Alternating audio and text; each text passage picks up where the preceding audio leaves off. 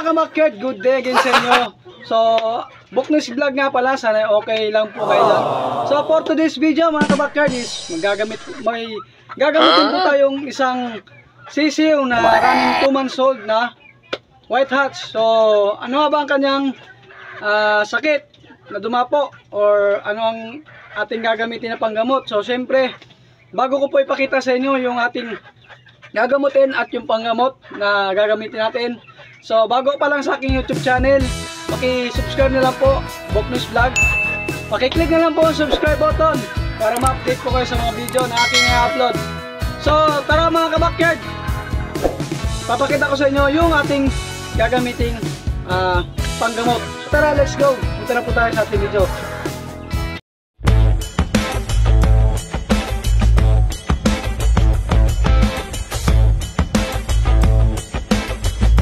So, ayan mga kabakyard, disclaimer lang po. Disclaimer, no animals were harmed in the making of this video. No animals were harmed in the making of this video. So, ito po yung ating gagamutin. Yan po yung ating gagamutin na sisiw. Kasi nagka-kuraysa siya. So, kuraysa. In short, kuraysa na lang po para hindi tayo mabas. Dahil usong-uso pong bash ngayon. So, yan po mga kabakyard, nakikita nyo po, sarado ko yung kanyang mata. So, meron mo tayong gagamitin panggamot sa kanya para dumilat yung kanyang mata. Yan po, tingnan nyo. So, ito po is yung isang araw pa po ito nagpipisa. So, ngayon is gagamutin po natin. So, ano nga ba ang gagamitin natin panggamot, mga kabakyard? So, ipapakita ko po sa inyo kung ano po yung gagamitin natin. So, ayan mga kabakyard, kumuha lang po kayo ng spray. Yan. Spray na konting may tubig po na may halong konting sabon. So syempre, lalagyan natin ng Sunrox po. Sunrox. Papatakan po natin ng konting Sunrox yung tubig na nilagay natin dito konti. Tapos yun po yung ating gagamitin spray. So konti lang po, mga 3 patak. Pwede na po yun siguro. 1,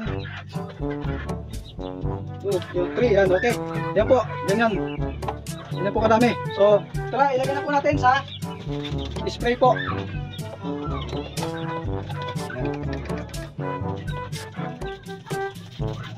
Nilagyan ko na po siya ng konting sabon tsaka shampoo. Mayroon pong ano yan dahil antibacterial po yan sila.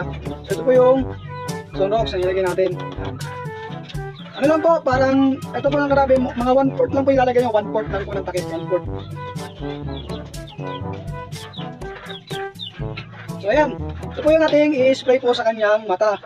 So tapos, meron po tayong ipapainom na antibacterial. So ano nga bang ipapainom natin na antibacterial sa kanya para mapainom natin. So papakita ko rin po sa inyo dahil pagkatapos natin mag-spray, papainom po sa kanya. Tara, let's go!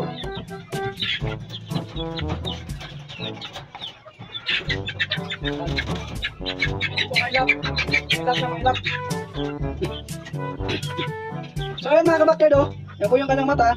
So yan po, naniniulit ko pa, disclaimer po, no animals were harmed in the making of this video. Ayan po yung kanyang mata mga kabakyard, kitang kita nyo naman po. Sarado pa. Tapos wala naman po siyang sipon, no? Walang sipon. Nasa kanyang mata lang po. So siyempre, i-sprayan po natin. So yan, para mapatay po yung bakterya na nasa kanyang mata. I-adjust po natin yung spray.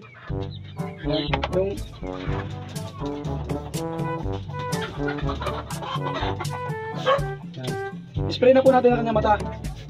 Ayan. Dapat is pumasok sa kanyang mata yung may spray natin na tubig. Ayan. Dilatin po natin konti. Ayan. Dilat no. Ayan.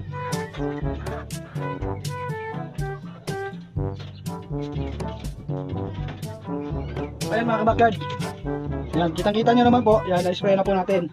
So, papainumin po natin siya ng antibacterial, yung ating gagamitin na gamot. So, ano nga bang gamot ang ating gagamitin na ipapainom sa kanya para tuluyang gumaling yung kanyang kuraysa? Yan po. Medyo na ano po siya, na late po siya ng pagkasakit kasi ewan ko anong nangyari sa kanya. Pero sa tingin ko po kasi talagang kuraysa to, magay mukha, yung mata. Yan po. Yan.